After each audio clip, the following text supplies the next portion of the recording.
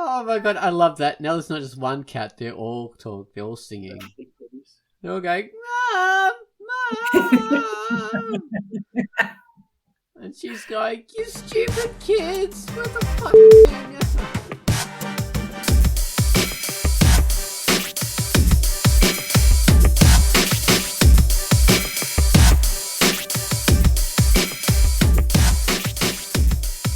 Hello and welcome to the Quackcast. This is the Drunkduck Quackcast. I'm Ozone Ocean and with me is Tanserine and Baines. Hello. Hello. Hello. Oh wow. Okay, so we're talking about aliens for this particular Quackcast and how they're sort of weirdly portrayed in fiction and how they could be portrayed better and how comics have a bit of an advantage in the visual medium. Okay, so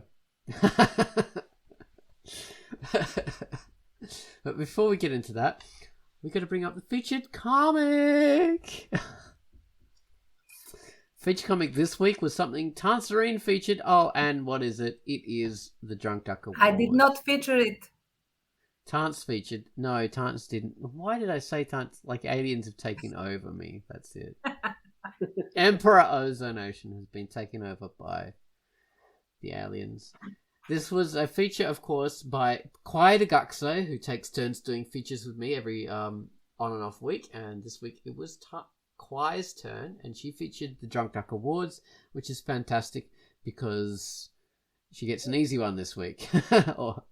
So, take it away, Quai, with the Drunkduck Awards. Hello, this is Quackcast, and the feature I've selected for this week is the Drunkduck Awards 2023 by Nicaea, and it is rated E for everyone. The 15th annual Drunkduck Awards are taking off, and the ride is only going to get more tubular from here. Come one, come all, every duck is invited to participate. This year's awards theme, At the Therapist, was brainstormed by Tanserine, in which a door that leads to a therapist's office has become a cosmic portal. It allows each creator to introspect the question, if your comic characters need therapy, what would it look like? The awards are the largest collaboration project on Drunkduck. They have been a way to celebrate the creations of creative creators for the last 15 years. This year's trophy design was drawn by Stinger9. For your considerations are still being displayed, the red carpet is still being set up, the 2023 Drunkduck ballot is currently live. Voting began June 11th and will run until July 8th. Show your favorite comics how much you LOVE them by voting and reading the Drunkduck Awards 2023 by Nicaea, rated E. And that was the featured comic, which was the Drunkduck Awards. Thanks for doing that, Quackcast.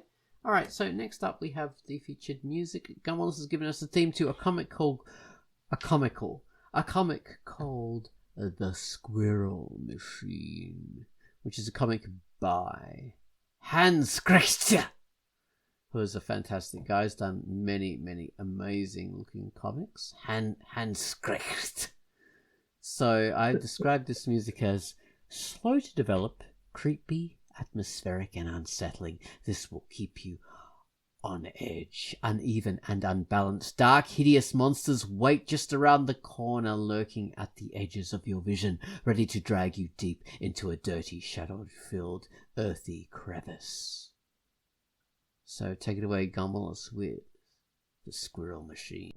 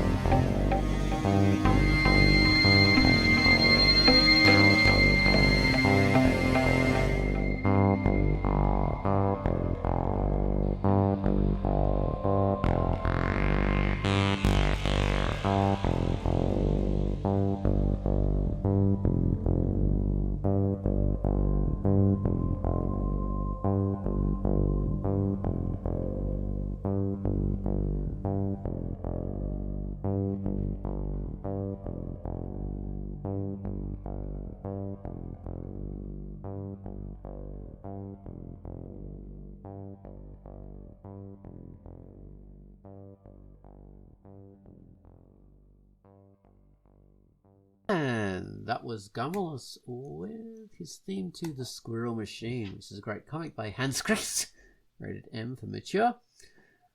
Okay, so aliens! The aliens, all sorts of aliens. How they're depicted in comics and visual media and all sorts of things is very different.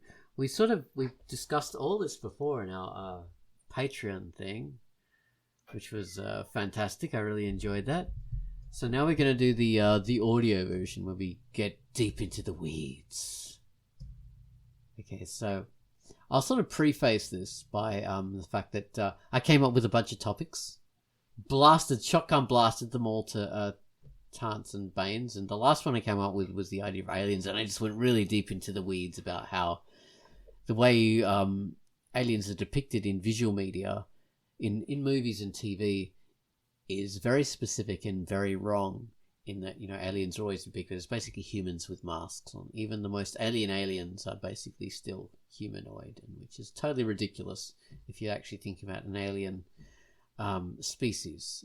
There's no reason they would be even Earth-like. Even insectoid is too Earth-like a depiction. And this has sort of been a very common thing in visual media, in TV and movies. We've always depicted them being very human for, budgetary reasons and relating to the audience. So there's very specific reasons you do that in visual media. You have humans or human-like or Earth-like creatures.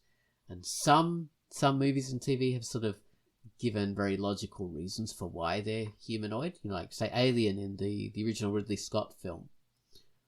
The reason that was humanoid was because it was birthed of a human. So the alien injects a thing into a person which changes their DNA and produces like this hybrid creature. So it's humanoid because it is part human, and that's just brilliant in the way he conceptualized that. But yeah, so in visual media we've always had like humanoid aliens, but in written media, aliens are very they have been humanoid in like less imaginative and poorer writers, but clever writers, like say the writer Sergei Eisenstein, is that the one who wrote Solaris, or is that the guy who did the movie version, the original movie version? I can't remember. I'm not that intelligent. So Solaris is a very interesting depiction of an alien where we have like a planet being an alien, and it's sentient and it communicates via dreams and visions, manipulating someone's psychology, which is wow, that's just an incredible like imagination, but it's also taking it away from a humanoid creature that's human scale and is sort of built like us physically, which is like logically and rather improbable. So the point of what I'm trying to sort of come at this is, as comic artists, we are not limited in the same way that people who do movies and TV are. We don't have the budgetary constraints. We don't have like having to relate to the audience in a certain way.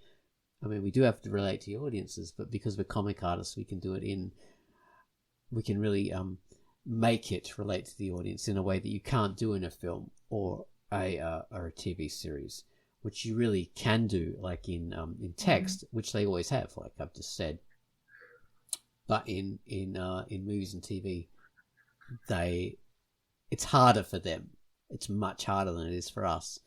And yet comic artists rarely approach aliens in a clever way. I mean, you think about like Marvel and DC. Probably the dumbest versions. I mean, those are great. I'm not saying they're dumb, but then their depiction of aliens, they're dumb. Because like the whole like fantasy world of Superman, and Superman is an alien. He's like totally a human.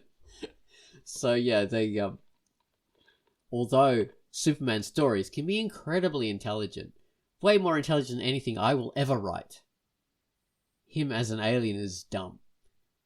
And sorry. Most of the depictions... I just like the way that you expressed all of that. And, you are right though, in the sense that having completely identical looking humanoids with just slight variations of skin color, or I don't know, proportions maybe a little bit, or anything like that, yeah, it's super unlikely to have aliens that are basically humans grown in another planet.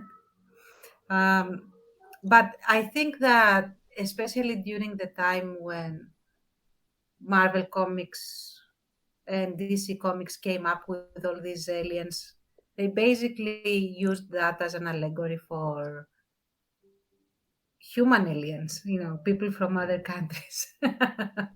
Yeah. Rather than extraterrestrial beings. Well, even Or as before just that, a reason for Superman to have those powers. Yes, yeah, a reason for him to have the powers. Yeah, like even before, like the idea of like having him as an alien was thought of, a lot of superheroes were sort of kind of magically endowed with their powers in some way. Think of Shazam, for instance, or what was he called then, Mr. Captain Marvel? Captain Marvel. Yeah, so you think of those characters like magically imbued with powers or technologically imbued with powers. So there had to be a reason why they're imbued with powers. So I think that was one of the main reasons. And then the whole alien thing, just people ran with that as a thing of its own right. Because that's what you do in those kind of superhero comics. You just take one little part and you go and make a big story out of that bit. Go on. That too, or you could even say, like, how many people have paralleled Kal-El and Superman to Jesus and the story of the Messiah and the same significance, and how many people have considered or talked about angels as being basically aliens, that Oh my creatures god. that are, especially biblical angels, that are Well, very weird looking. the biblical angels are way more creative than anything in Star Trek or Star Wars Mhm. as being alien. Oh my god, they are. Let's see, Neon Genesis Evangelion, the anime thing that was so popular in the late 90s. That's one of the few things that actually depicted the angels as they're sort of intended as unknowable, unrelatable alien monsters, and it did it very well. Like they are freaking bizarre, like floating cubes and like multi-eyed monsters and Mhm. multi-winged, creatures of just horror, which is what angels are. So that was very imaginative. Mhm. 5 stars, like 6 stars even. This is... Yeah, exactly. So yeah, I do think that maybe we shouldn't really factor in DC and Marvel in the whole alien discussion, because they were not really investing themselves in world building, aliens per se. It was an excuse. I mean, although they have sort of run with that in that they've expanded their worlds into, they connected their different comic series very early on for economical reasons and turned it Mhm. all into one world, which is so stupid, but Yeah. it works in a way. And You know what? Perhaps we should do something else. And what I mean by that is categorize aliens in different qualities, if you like. So you have Star Wars and Star Trek, minus the Silicon guy, and a few others, DC, Marvel. They are all basically humans, intergalactic humans, like humans living in different planets, basically same thing as humans in different countries. They communicate via plane, although it is a spaceship. They have different habitats because different atmosphere, ambience, cultures and stuff. They are our world just made a lot bigger yeah, by having it across galaxies, or occupying an entire galaxy or whatever that. so I mean, and okay, so that's in one category, and the reason for that to exist is so it can be relatable, really. I mean, there's budget Hmm. concerns, like you have, it's easier to have a human in a mask and whatever, but yeah, it's totally relatable, like you say, because it's humans in other countries, so we can understand this totally. We don't have, there doesn't have to be an explanation for it. The Yeah. world building is easier. And the social commentary and political commentary is easier as well, Mm, because Yes. it's our world of, space people that is in trouble, I was not going to say, us. in particular, at the time in the 60s Mm. and forward, Twilight Zone had this problem. We've talked about that before in Star Trek as well. If you were going to do something that was perceived to be criticizing, wars or potentially, criticizing government, you could get shut down. You could get in trouble or be canceled or not be allowed to do it or Hmm. just mm. face a lot of roadblocks. So it's like, well, no, it's aliens. Humans have figured it all out in Star Trek. Yeah, Yes. Like, we these are all allegorical, we but pro- no, they're alien wars and they're alien prejudices and stuff. yeah, it Ending. projected. It's us projected, us reflected in a Yeah. distorted mirror. And one thing I was also thinking about is so this is related. So it's not exactly pop culture. This is a cultural belief in that people think that people imagine like alien abductions, right?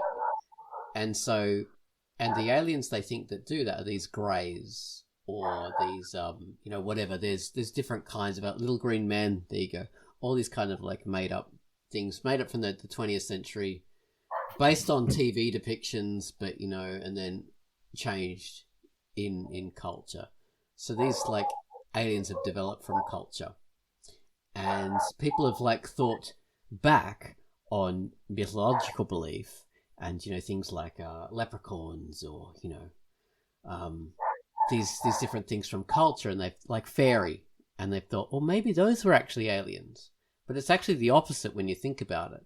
It's totally, absolutely the opposite, because aliens are directly based on fairies. They're directly based on leprechauns in that, they're humanoid little creatures. They're mischievous. They steal things. They take stuff away. They take humans away. They give people lost time and all that. That's not a actual aliens who have been in our past, in our history forever.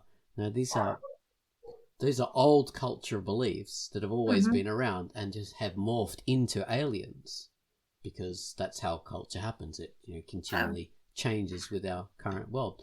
So that's an interesting factor. Yeah. You could even argue that science fiction, and that might sound extremely iconoclastic, that science fiction is basically fantasy, but the magic is now technology and science. And the creatures, the fantasy creatures, are now aliens. Yes, precisely. That's how it happens in especially our favorite Star Wars. Definitely. Well, so we've categorized those ones as being like the Earth allegories, or the distorted mirror Earth. How about the more imaginative depictions of aliens that are more, I say they're more imaginative, but they're more likely in a way, because it's a clever depiction. So Solaris is one of those. The more aliens, if you will, Lovecraft, of course. Yeah, with his unknowable creature. I mean, people talk about like the squid-headed guy, which doesn't really represent his unknowable creatures. That's a more demonic kind of a version. That's only like that's what we as humans can perceive him as, whereas that's not really what he is, or he evolved to be a human-bodied creature with a squid head. He's sort of like, that's how we are able to comprehend him, because we can't comprehend stuff. Yeah, I remember Stephen King's It, where it's a clown, but that's just a projection. And then you would see the being behind the clown was this spider, but in the book it says it's not actually a spider, a giant spider. That's just the closest thing the human perception was able to construct out of this incomprehensible thing. Yeah. So that is the cleverer way of depicting an alien, which is more unknowable. So you don't have to worry about scale or anything like that. And you've got an excellent out, because you say, that's our mind, that's how it constructs it. So, they're relatable, but only because we have to make it relatable in order to see it. So that's genius, really. That is quite genius, And it makes perfect sense, because the brain converts stimulation, so it can only convert what there is within the range of human perception. So it will convert stimuli to the best of, like the next best, then the best approximation. So there is so much truth to that. So that makes it even scarier in a sense, because you know that you are half blind and half deaf to this creature. Makes it scarier. Yeah, it's true. Well, if you're going on that approach, then you can have humanoid aliens. In a way, and if people have done it, I think. What was this? The one of Contact. I think they did that. Right. Yeah. That was good. It was good, yeah. I just laughed because that South Park reference to it was so indelible. It sticks in my memory. Mm. Where someone mentions the movie Contact to a character and he starts vomiting. I don't remember why, but they want to induce vomiting or something. But yeah, they accidentally mention Contact and starts vomiting. It's just, waiting Probably 3 because they hours think to it's see a the bad alien. film. Yeah. Exactly. Like you wait 3 hours to see the alien and it's her father. It's so disappointing. Yeah, in that way. Yes, Yeah. but I thought it was No, good too. yeah, I wasn't disappointed at all. No.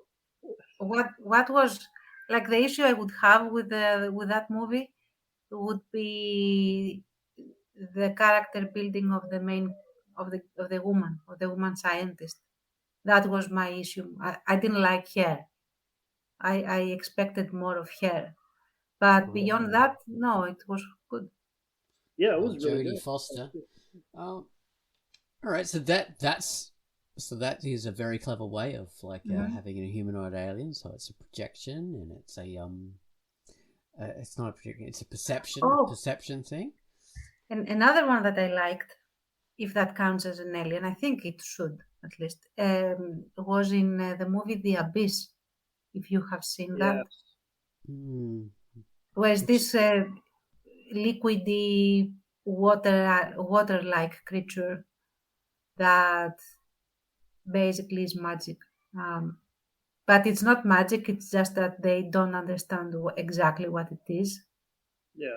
Um, Yeah, that was good. That was when Oz was first talking about aliens who have alien kind of needs and priorities and stuff like that that are non-human. The Abyss was one of the first things I thought of too. Yes. Oh, we didn't really touch on that. The fact that not only would aliens be physically quite different to us, but they should have different needs and wants. Because if you're an alien creature, why would you have any of the same kind of stuff as humans? And of course, project stuff that is a projection of us, as in the first category. They need to have that. So they need to be relatable. But if you're making alien, then it's more clever to have something that is more unknowable. Okay, so given that, we've got the Oblivion, the Tom Cruise film. It's where you have the aliens that are just totally unknowable. We don't even get to see them. They're just sort of controlling Earth in some way. And what we see is the effects that the aliens have had on the planet. And they've had total, absolute effects on the planet, because all that's left are these clones of Tom Cruise and his girlfriend across multiple versions, and the freedom fighters with who's that famous actor, the Morgan Freeman, led by Morgan Freeman, which was quite weird. The freedom fighters, which is a bit of a silly part. So yeah, that was a very creative thing. So you don't even get to see them, just the effects that they have and the way we deal with the effects. So there doesn't have to even be direct communication. That was a very good depiction. I haven't seen it. But yeah.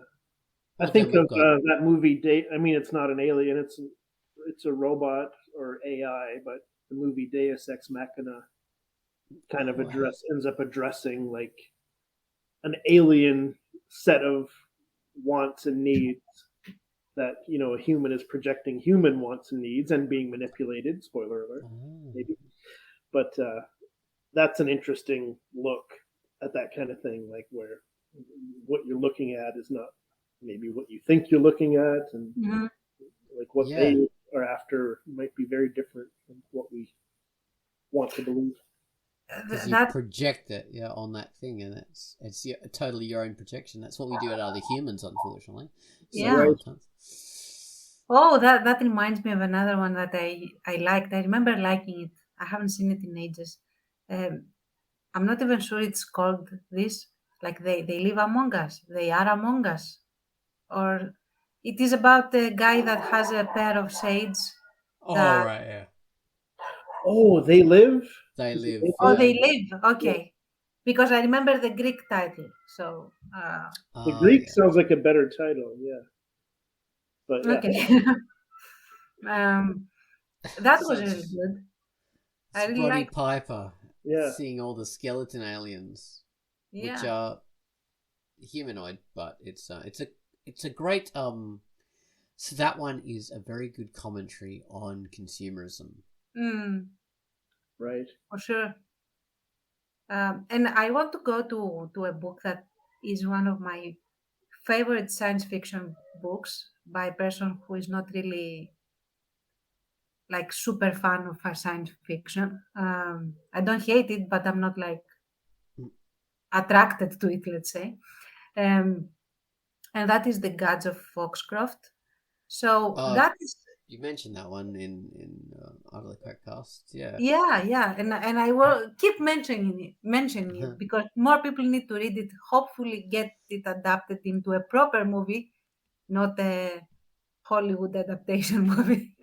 But yeah, so the premise of that doesn't necessarily involve aliens, although I would say that they are definitely in the alien category because the main character is this guy that signs a contract to be cryogenically frozen to until such an era comes that there is a cure for his disease.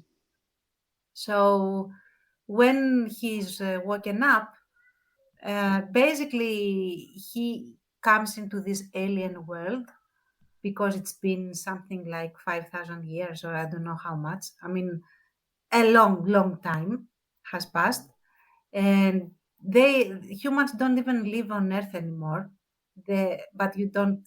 Okay, spoiler, I guess, because you realize that halfway through the book that you are not even on Earth anymore, um, and the humans look very different to what actually when they finally reveal themselves to him because they when they wake up humans from the old age, they ease them into the new reality by first surrounding them with things of their own era, but it feels a little off, like it's not quite right because Oh, of course right. it is a reconstruction by archaeologists of the time. Mhm. And they have completely different morals. They look very different. They have translucent skin. You can see through to the inside organs, and there is a reason for that. They also can manipulate DNA completely. So they can create their own humanoid versions because they are sending colonists to other planets. So they genetically modify them to be able to survive in the atmospheres that they will be going and stuff like that. And it is body horror extraordinaire, but very elegantly done. There is a reason for everything. And the morals are completely different, the motivations are completely different, and they are basically humans without the fear of death. Death is objectively a relief. The fear is of not being allowed to die. That's what they threaten you with. And that's amazing. And I think that it is one of the best, not only science fiction, but alien stories out there. Highly recommended. Please read it. Because the humans have been made into alien versions of humans. Yes. Basically. So they are humanoid aliens, but they are humanoid because they were human once. And the main character doesn't really consider them human anymore after a while. So you have a valid reason for having humanoid aliens. That's way scarier, by the way. That's my fear. Yeah. Well, speaking Much of more than dying, is not being allowed to die. oh, goodness. I mean, Yeah, not there's today. a scene. There is a scene about from a character that commits suicide, and she wakes up like the very next day, and it's the worst thing. And then she is taken to be reschooled, which is even worse. Yeah. Oh, So man. yeah, Well, speaking of like body horror and genetic manipulation, of course, there is the Thing, which is Tant brought up in our Patreon video, but that is a fantastic conception of an alien creature, because I mean, even though we sort of get a glimpse of these original alien pilots in this ship that was uncovered in a particular scene in that film. I'm talking about the Kirk Russell version. You get to see that they were kind of like maybe humanoid. I can't remember. But they weren't this alien. So the alien in the thing is like starts out as a dog. It starts out as a husky, but it's not a husky. It's a cellular.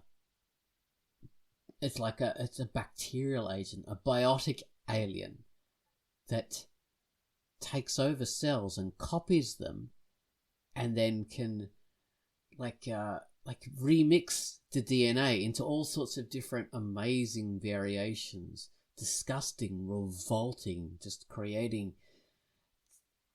life into shapes and sizes and like configurations it was never meant to be. It's absolutely horrific in what happens in that film.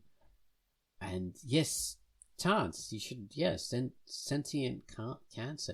It's amazing.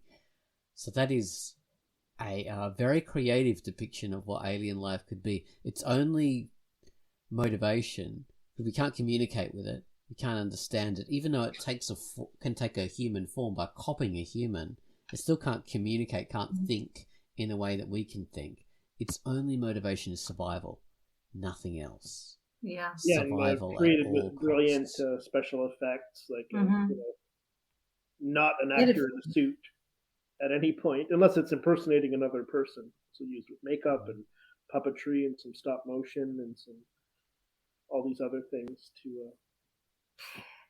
Now that you mention it, I'll go back full circle to Marvel and DC.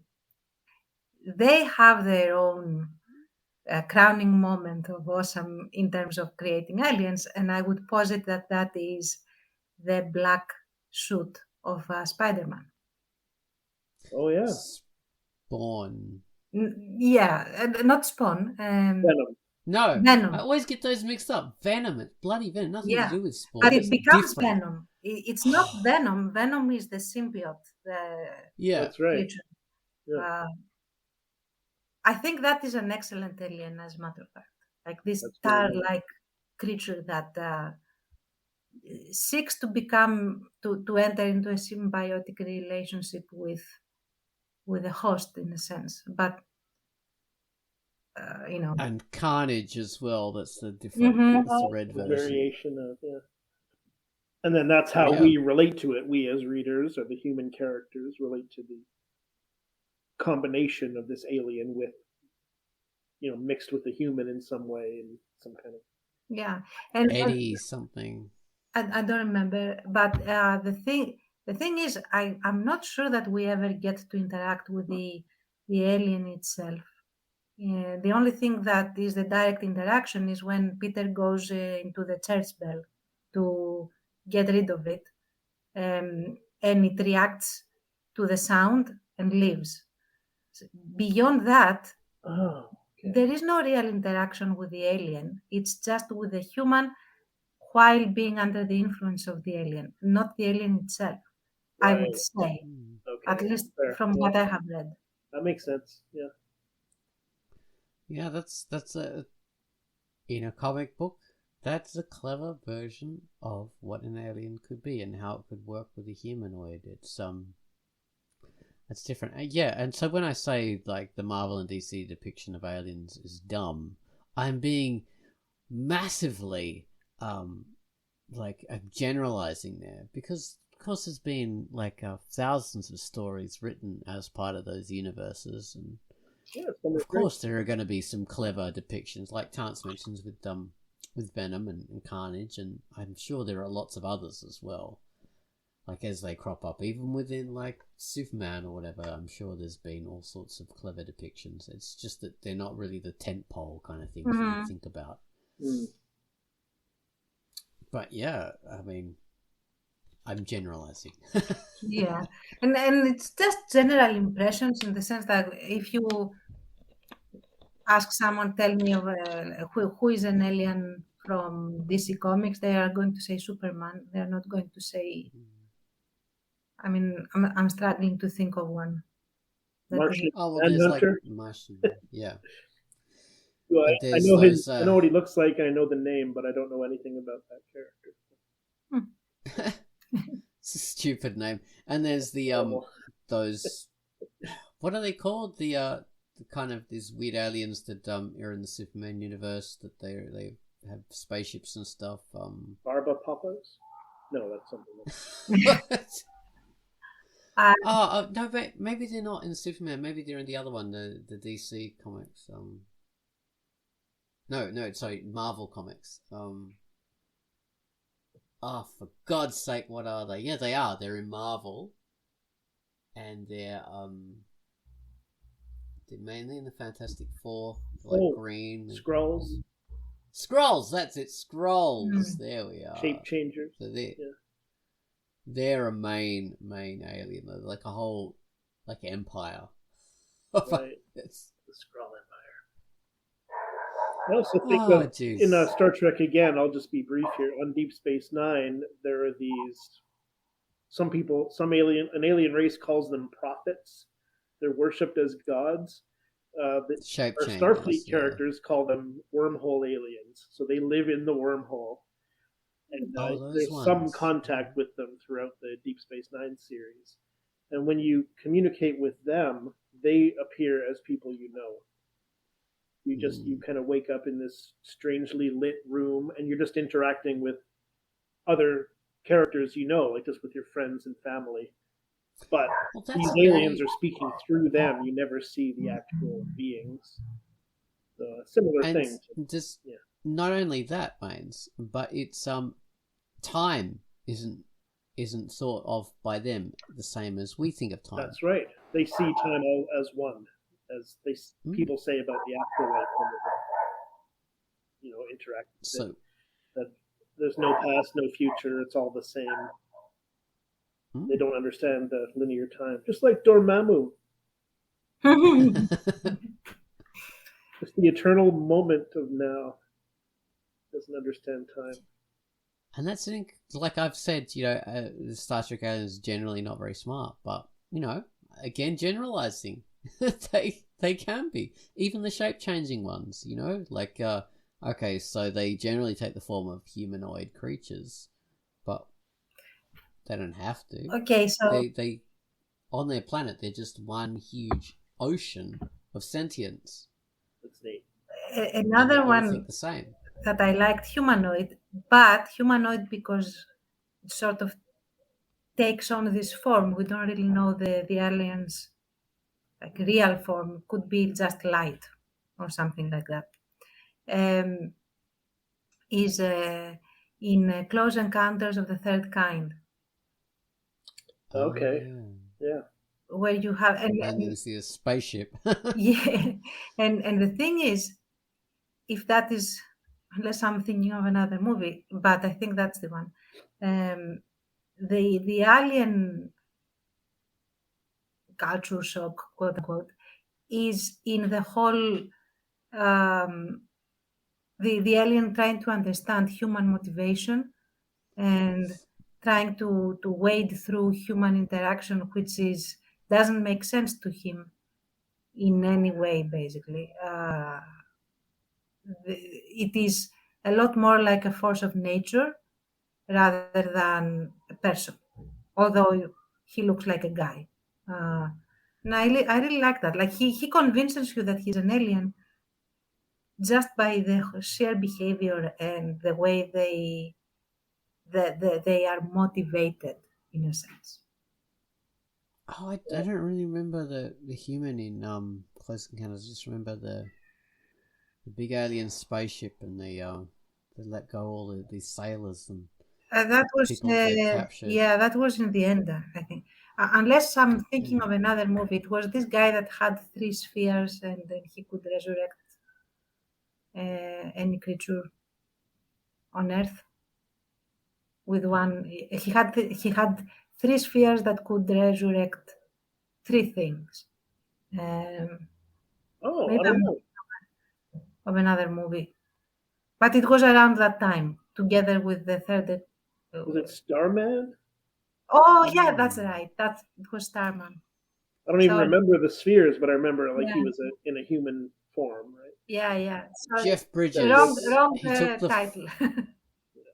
I think he took the form of this woman's husband or I lover or think so. something Yeah. like that. Okay, He saw a picture and he took that form or something. But we never Yeah. really see, I think, his actual form. yeah. Yeah. So that's a creature of like a technology that is beyond what we have. Mm-hmm. I have taken So- a form with which you are more comfortable. Yeah.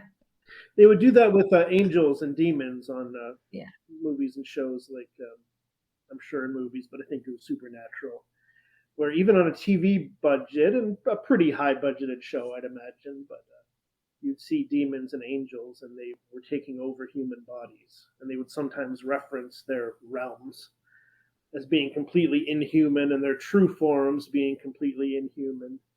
Mm-hmm. Very cool, and they made you believe it. I think in later seasons you'd actually see them in hell, in heaven, and they're still in human wow. form. Oh, and it really? kind of ruined it. Yeah, it kind of wrecked it a little bit. Yeah. Hmm. Well, when you think about it, I mean, a lot of us would think, oh, this is like we're more intelligent now, so we think in these terms, and we actually like get into the weeds and think about how that works. But really, it's an ancient way of thinking, because always when people have like written about angels and demons, they've always really said that, like, Right. yeah. And in order for artists to make these things relatable, they've drawn demons as being, like humanoid monsters, but they weren't written that way. They were written as like maybe allegorical forms, like Satan as a snake. Mm. But often the demons would be written as like just being like forces, and they possess humans. Mm-hmm. They possess. They're just like fury or anger or whatever, but we possess them, a human, and that's how we interact with them. And angels as well, they take a form that's not so terrifying, because they are terrifying in their original form. So they take a form of like a beautiful human in order for us to comprehend them. Yeah. And so the original writers of this stuff weren't just like religious idiots, as we might think of them now. They were intelligent people writing intelligently in ways that kind of really make sense within the world that they're writing about. There is also this one scene I just struggle to remember because it is Old Testament and I don't read it as often. Who it was that Archangel Michael appeared to in his actual form. Actually, not in his, like 50% his actual form. And the guy shit his pants. Like, that's exactly the reaction that is described in the Old Testament. That he was so terrified he couldn't listen to what the angel was telling him. Wow. Because he was so terrified. Because it was not human. It was kind of humanoid, but what is being described is not really humanoid. And it is terrifying because it's like super shiny, a lot of noise and things that you cannot really conceive. And it shows because the description doesn't really make sense. Legs of copper, but they are not actually legs, and so on and so forth. So and it's like, and I think, and take that with a grain of salt because that's how I remember it. I haven't read it in a long time again. But I think, like the angel says, like I told you so, that you would be terrified. So, ask, or something like that. Yeah. Well, and like I mentioned the fact that like the early artists would like depict either angels as just beautiful humans in the contemporary armor, or demons as being like monsters, like humanoid monsters, and that's because like the artists have the same problem as 20th century filmmakers did. They needed these things to be relatable. Mm-hmm. So they drew them in a way that would relate to the audience, which dumbed it down from the text. Yeah, you're trying So to. artists have always had to do that in a Yeah. way. Yeah. And in the text, there are a lot of angels that take on human form, or they just don't take any form at all. It's a voice. Um, and this has been done with a lot of different mythological creatures. So we think of like elves today, and we think of elves as being either, the fantasy version, the modern fantasy version derived from Tolkien. So we've got them Dungeons and Dragons or whatever. Tall people, bony faces, long noses, pointy ears, whatever. Or the Santa Claus version of like little people with high voices and pointy nose and pointy ears and stuff like that. So that's elves. But of course, the original version of elves, or fairy, the fae, were humanoid, but alienly beautiful in a bizarre way, Or terrifying. or terrifying, unknowable. Their motivations are unknowable. Like one of the motivations, like stealing children or whatever, and stealing people away, but we don't understand why. We can't think like them. We can't comprehend their way of thinking. Time passes differently in their world. Yeah, time passes differently. So whereas, like, by saying that, I'm not saying, oh, they would have been aliens. It's not that. Those early writers, or not even writers, these oral like storytellers came up with intelligent ways of thinking about a creature that was not human, without making it absolutely human, just by the only change being pointy ears or something like that. Like, people have always been intelligent enough to conceive of something that was alien. Yeah. And not extraterrestrial, but just not human. And or not human in a scary way. Go on. And that is, our brain is wired to think like this, to create that way, even if it is very hard to translate into a movie, because we have pattern recognition, and we are very hardwired to recognize humanoid patterns in pretty much everything. And you see that, even in memes where you have like a car that looks like a face with an expression, or a tree that looks like a dick, or things like that. Yeah. Dicks everywhere. Why do we see it? And we all see it because we are all wired to find and lift humanoid patterns anywhere and everywhere. And that means that we get some very uncanny valley images in our brain because we see faces where there are none, and they are distorted and weird and scary perhaps, and so on and so forth. So that we are geared to create aliens. Right. Like us, but not like us. Well, interestingly, it's not only just like we see humanoid things. I think it's like, it's even, this is probably an instinct that's pre-human, because creatures that react well with us, like cats and dogs, things like that, they'll also see, will recognize us as being one of them. And you'll see like a lot of mammalian creatures will look you in the eyes, because they can understand that is a way of, like, there's like a connection there. They see a connection. They recognize what a face is. They look you directly in the face. They'll look you in the eyes, like goats. If you've ever been made eye contact with a goat, that terrible stare they have. Like even birds, they have this. They'll stare you in the eyes, So there's like the terrible black, fathomless stare of a guinea pig. If you've ever made eye contact with a bloody guinea pig, the eldritch horror. Yeah. Yes, it really Guinea is. pigs, black So eyes, there- like a dog. Yes, the bloody jaws.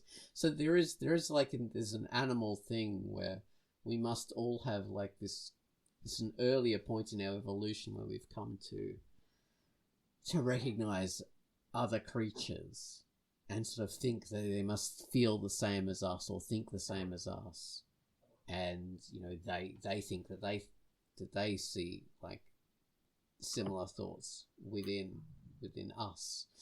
So yeah, that's an interesting thing to think about. Even though, like there is some commonality between us and a cat, or us and a dog, or us and a goat. Like we do have a lot of the same motivations. We need survival, we need food, we need water. We have lusts, we have things that make us happy, all that kind of stuff. But then again, these creatures are very alien, totally alien from us in other ways, because we don't share culture, we don't have the same thoughts. Yeah, our thoughts are creations of different body types and different ways of being raised and growing up and maturity levels and all that kind of stuff, that our limbs function differently, all that kind of stuff. So there is an inbuilt alienness. So that's interesting. We don't have to go to another planet to think about how an alien would think, or would be different from us. We've got it here on our planet. Look at all the different worms. I have been looking at all the different worms for my new comic. But they are excellent if you want to create monsters or aliens that are not humanoid, or any kind of weird, creepy horror thing. Just look at worms and their mouths. That's all you need. Oh my God. They're a digestive tract made into a creature. Yes. They're just like, they're an arse and a mouth, and you've just turned an intestine. They've been turned into a creature. Like, what the hell? Yeah. Or insects. Insects are very alien as well. Or undersea. Deep sea creatures. They are, but surprisingly, even though these things are alien to us because they aren't us, they are us, which is a bizarre way of thinking, because we're all genetically related. We're all products of the same stream of life and DNA, and we share DNA with like 70%, I think, DNA with a banana. Could be. I mean, it's ridiculous. Like, how alien is this? It's beyond. Like, who would imagine this? There is this deep ocean sea creature of a fish that its eyes are actually in its skull. They are inside its head, and the forehead is transparent, and that's how it can see. Yeah. Like, who does this? They're up, the stomach's on the outside. They've done all kinds of variations down there. But even look at sea slugs.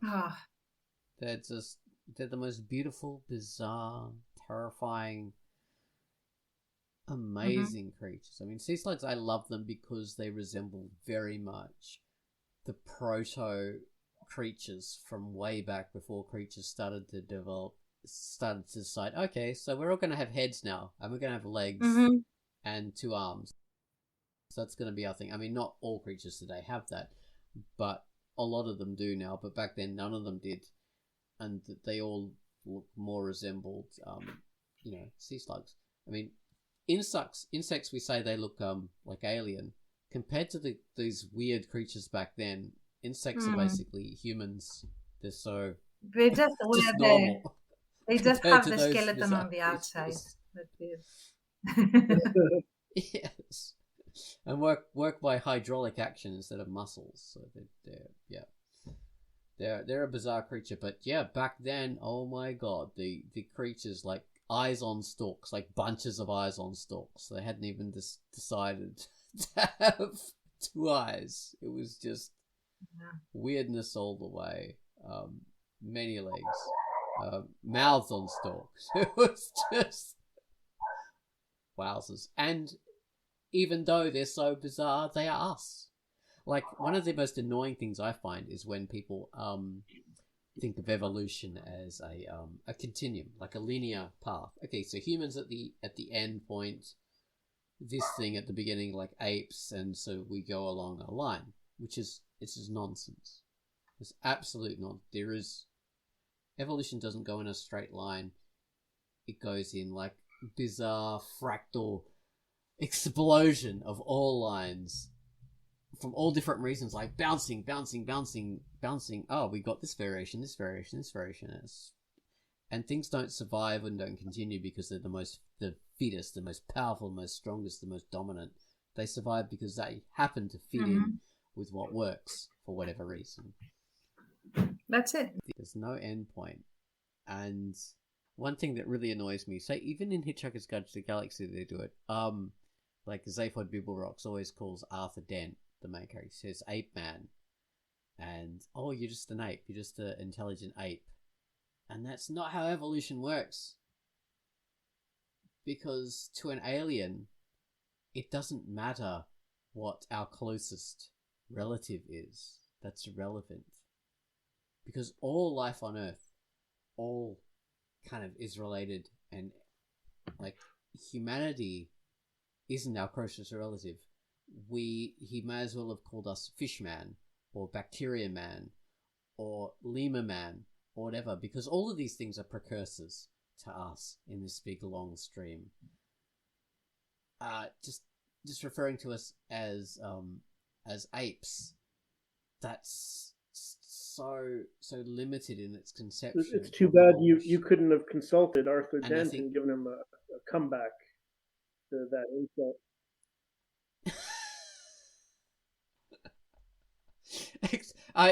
The comeback I would have given him is, then why are you an ape man as well? I mean, what happens? Like, how did evolution produce you, Zaphod? You're almost identical to me, just with two heads and the other head is surgical. Does he have 3 arms or something? What's going on there? Yeah, but that's an addition. He really? Put that on for fashion. I don't remember that. Yeah. So he wasn't born a two-headed alien. That was just something he picked up. Oh, interesting. This is apropos of not much, I guess, but I remember like El Cid's comic, his sci-fi comic, Trans-Neptunian. I don't think he ever explained it, but there were all these bizarre creatures. But I think they were all genetically modified. Like this was a future where people would like modify their bodies in all these weird ways. Sometimes in, utilitarian ways or sort of satisfying ways for themselves, but sometimes there were these bizarre monstrosities, and they were all like, I think, surgically created. That seemed to be his world in that comic. But anyway, yeah, a way to have aliens, but not be aliens. Yeah, Isaac Asimov in his various series of novels, like the robot novels, he had a humanity that, some of them had gone away to the stars and settled other planets in previous generations, and then kind of separated from the Earth people. So now you have effectively different races of people. They're all human, but they're very different, and these outsiders became much more alien, or they evolved, so to speak, in different ways than Earth people. Different lifestyle and all that. Yeah, and that's an incredible way of looking at it. That does crop up from time to time in fiction. It's clever when they do that and they decide, it's humans everywhere because we haven't been able to find this sentient life that we can interact with. So it's just humans and different variations and the way we've changed, and that gives your alien world like a lot more relatability and logic as well. Like okay, I remember another story by, I cannot remember the author, but so he had a science fiction world, a post-human world, where the Earth and the planets of our solar system, the near planets of our solar system, are all inhabited, but not by humans. they're inhabited by our descendants, which are robot versions of us. So we created robots in order to help us, and then we created robots in order to explore the solar system, and that's who is left everywhere. And they look like us because we made them in our form for various reasons, as we tend to do. And they think like us because they're programmed by humans. Some of them are slightly more alien because there might be a city controlling robot or a like a spaceship or whatever that has an artificial intelligence. So there's a good reason for these creatures to be alien and different variations of us because they're created by us. And he made it so it's a very sort of hard sci-fi. So you have creatures you have these creatures based on these robots living on Pluto or close to that, but they're unknowable because they're so freaking far away that it takes so long to get out there. So there's this rumors of them, but it doesn't take people as long to get out there as it does for humans. Well, because they can travel fast because they're not limited by acceleration and radiation and all the kinds of stuff that would kill us. Because contrary to a lot of sci-fi, humans can't even go to Mars at the moment without being killed by radiation. Like, there's just that simple limitation on us. Elon Musk talks about, humans settling Mars. We haven't even figured out how to stop the radiation from killing us. We need 3 meters worth of water between us on all sides and outer space in order to stop the cosmic rays getting through and frying us. He hasn't even, Chance, are you typing the underground tunnel thing? Is that what it's called? The Hyperloop? Yeah, that's what I was going to say. You haven't even gotten the Hyperloop going. Don't take us to Mars yet, buddy. Get that working. So Get Twitter making it proper. A lot of limitations, yeah. But Twitter making it proper. Well, there's, time and space, the huge limitations. We talk about, so this star is only 2 light years away. That's how fast light has to travel.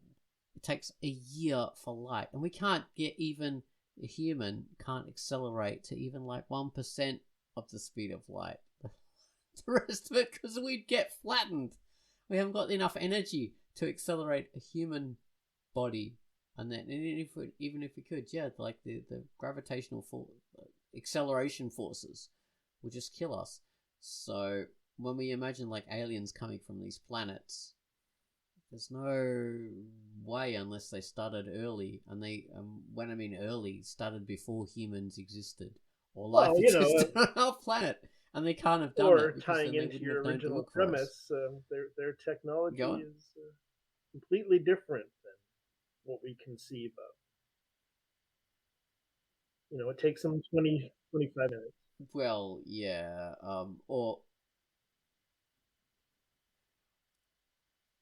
you can't go faster than the speed of light, so then it would have to be bending, warping reality in some way, time warping, not having to go through space in a linear way. That whole wormhole stuff. So, because space is curved and it's affected by gravity, so maybe if you could have enough power, you can, compress space in such a way and then punch a hole through it to another place. Right. That idea's been created. So, and then if you weren't human, maybe you're a creature based on plasma or light or something. Inconceivable. Then you're not limited by gravity, or you're not limited by being crushed by the forces of acceleration. Yeah, so, and then you just be. So yeah, maybe there are ways to make it work. Eaten by a puppy or something. You just never know. Yes. Absorbed by the sun. Our microwaves, our radio signals that we think are great for communicating with aliens, are actually destroying them. because they exist. They exist within radiation and stable forms of radiation. It just rips them apart. So there are different creative ways to think about it. So yeah, I just encourage any comic maker to, if you really want to do sci-fi well or aliens well, think about it more creatively and don't just get seduced into the old idea of human aliens. Or if you do a human alien, be more creative about it and have them taking that form deliberately or possessing a human in order to interact with us, rather than just doing the grey aliens, which is so frickin', or Avatar aliens, which is so frickin' moronic. It isn't even within the scheme of sci-fi. It's sort of. And meanwhile, read my childish new fantasy. comic when it arrives. It's Alien Warrior Princess. She's a green lady. She's very pretty. No, just two. With 6 boobs. Just looks like a very 6 attractive boobs. human woman with green skin. She's got unusually colored hair. Yeah. And she needs Earth men.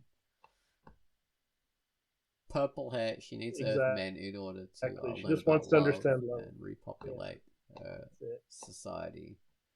To be fair, in my comic, Typical Strange, there is a all poster aliens that ever figures need. prominently in the background of the main set, the video store. This green lady, Alien Warrior Princess, but within the comic, it's a movie or several movies. So I'll defend myself that way. And everyone's like, "What are you talking about? Nobody cares." Oh, before I know that one. Like, I've missed out a lot of Typical Strange, but I know that one. Played by an actress who... Oh, that's true. I won't spoil it. The new story, when they start updating again, it involves her. Yeah. Anyway, go ahead. It's clever. Oh, yeah. This famous Leslie Nielsen film. What the frick is it called? Oh, yeah. It's about... okay, so... team of scientists land on this planet that's seemingly only populated by this, well, not a scientist, a team of, like, you know, Space Force people land on this planet seemingly only populated by this weird, crazy scientist and his sexy daughter. But there's a weird, bizarre, alien, invisible presence on this planet.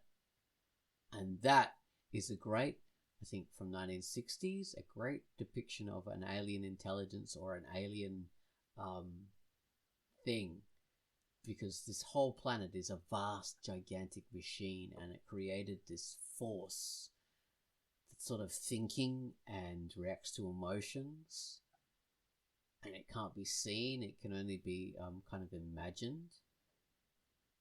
So what happens is the human that inhabits the world basically controls this force via their emotions, and this is an alien machine that's been left over. So that is a great sort of not direct depiction of an alien, but the technology of an alien and how it reacts with humans.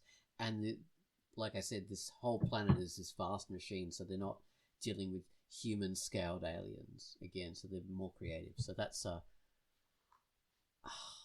I could recommend it. I don't remember either. Yeah, but I know I've heard the title many times. The Leslie Nielsen movie. Yeah, Leslie Nielsen as a serious actor, and he's fantastic. Romantic lead. All right, so we better finish up before we do a 2-hour Quackcast. So thanks for listening to the Alien Cast. This has been Emperor Ozone Ocean of the vast galactic provinces. Empress Tance of her vast collective alien provinces that spread across to multiverses. And sorry.